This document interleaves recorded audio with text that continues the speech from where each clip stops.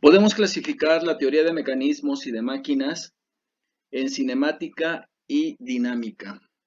La cinemática estudia el movimiento sin atender las causas que producen dicho movimiento, mientras que la dinámica estudia el movimiento atendiendo las causas que producen el movimiento, es decir, las fuerzas. Recordemos ahora los conceptos de máquinas y mecanismos. Una máquina es la combinación de cuerpos dispuestos de tal forma que producen un trabajo. Sin embargo, deben de tener niveles de fuerza o momentos considerablemente altos. Un ejemplo de una máquina puede ser el motor de un auto. Por otro lado, si tenemos niveles de fuerza y momentos relativamente bajos, se le considera un mecanismo. Un ejemplo de ello puede ser un reloj. Un estudio topológico de los mecanismos comprende el análisis de los elementos que lo componen en cuanto a sus formas, número de elementos, uniones entre ellos, tipos de movimientos que realizan y leyes por las cuales se rigen. Existen dos criterios para la clasificación de mecanismos. Uno es la tipología según la naturaleza de las partes que componen el mecanismo y otro es por la función según el objeto para el que fue creado el mecanismo. Por tipología lo dividimos en 4 grupos. El grupo 1 son mecanismos para modificar la fuerza de entrada. El grupo 2 son mecanismos para modificar la velocidad. El grupo 3 se encuentran los mecanismos que se utilizan para modificar el movimiento y el grupo 4 se encuentran otro tipo de mecanismos. En cuanto a su función, tenemos los mecanismos de transmisión de movimiento donde se observa una transmisión de movimiento lineal a lineal o una transmisión de movimiento circular a circular. La otra clasificación en términos de su función son los mecanismos de transformación de movimiento y se puede mencionar la transformación de lineal a circular y de circular a lineal. De acuerdo con la tipología, en el grupo 1, que son los mecanismos para modificar la fuerza de entrada, encontramos el balancín, la polea simple, la polea móvil o compuesta, el polipasto y la manivela. Dentro del grupo 2, mecanismos para modificar la velocidad, encontramos las ruedas de fricción, los sistemas de poleas, los engranajes, sistemas de engranaje con cadena, tornillos sin fin y la rueda dentada. En el grupo 3, que son los mecanismos que se utilizan para modificar el movimiento, encontramos el tornillo tuerca, el piñón cremallera, la biela manivela, cigüeñal biela, la excéntrica, la leva y el trinquete. ¿Cuál es la diferencia entre cadena cinemática y mecanismo? Es importante no confundir los conceptos. Una cadena cinemática se define como la unión de pares cinemáticos y eslabones, mientras que un mecanismo analiza la cadena cinemática y aparte estudia el movimiento que tiene dicho mecanismo. Sabemos que una cadena cinemática se clasifica en dos. Una cadena cinemática abierta está compuesta por eslabones unidos entre sí mediante articulaciones, con un extremo unido a la base y el último extremo se encuentra libre.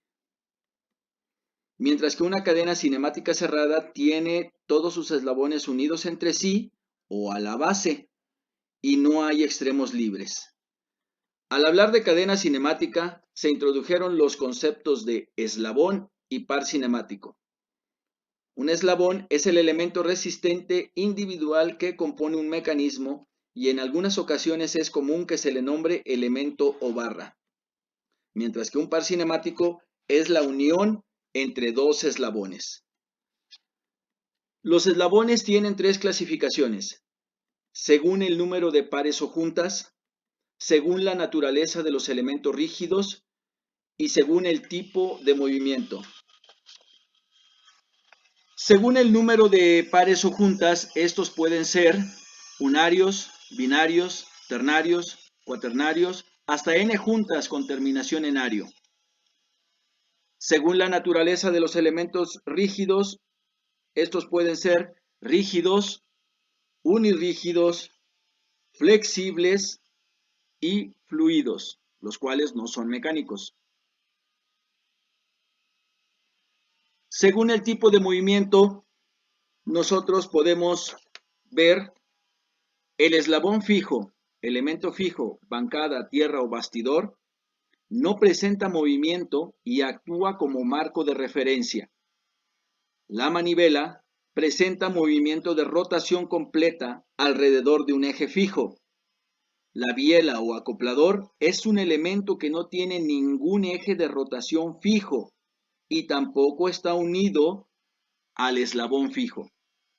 El balancín u oscilador tiene movimiento circular alternativo, sin llegar a realizar una revolución completa alrededor de un eje fijo. La corredera realiza un movimiento lineal alternativo a través de una guía. Conociendo esta clasificación, el siguiente exprimidor de naranjas, por favor escribe el nombre de cada eslabón según el tipo de movimiento que realiza. Este va a ser el ejercicio 1 de la actividad número 1.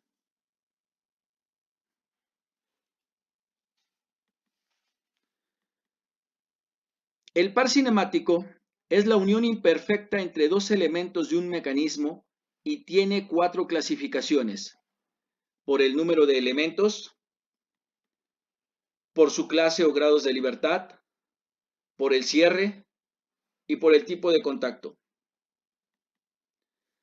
Por el número de elementos que concurren en una junta pueden ser binario, ternario, cuaternario, y el número de elementos que se puedan conectar en una sola junta con terminación ario.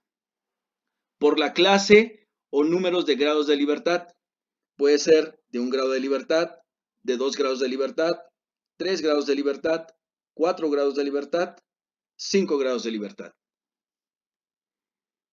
Por el cierre o modo de asegurar el contacto entre elementos, puede ser de forma, de fuerza o de cadena. Por su contacto, se subclasifican en pares inferiores y pares superiores.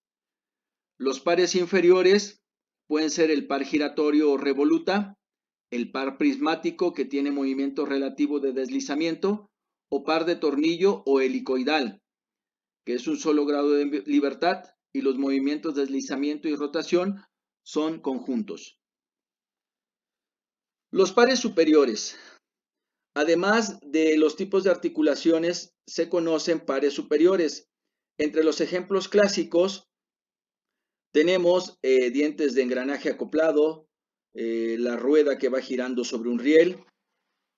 Y bueno, puesto que hay una gran cantidad de pares superiores, no es práctico hacer un recuento sistemático de ellos, de modo que cada uno se analizará conforme se presente cada situación individual.